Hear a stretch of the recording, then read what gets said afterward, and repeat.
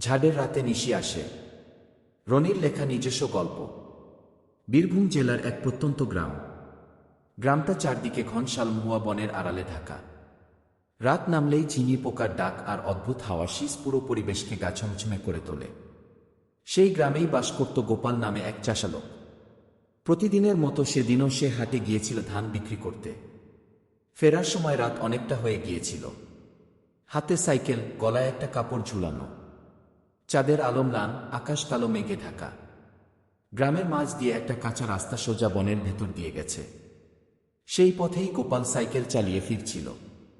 হঠাৎই দূরে দেখতে পেল একটা ক্ষীণ আলো, যেন কেউ হাতে লণ্ঠন নিয়ে দাঁড়িয়ে আছে।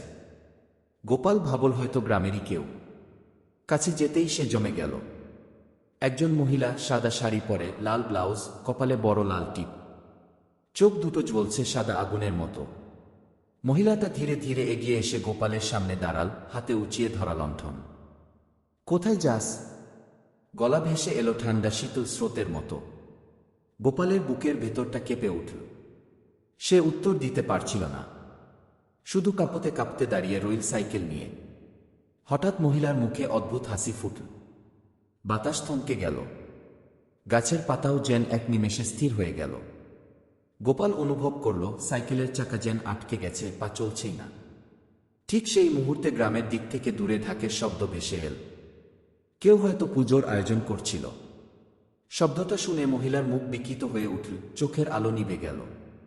সেই মুহূর্তেই সে ধোঁয়ার মতো মিলিয়ে গেল অন্ধকারে। গোপাল সাইকেল চালাতে চালাতে দৌড়ল প্রাণপণে, এক মুহূর্ত পেছনে তাকাল না।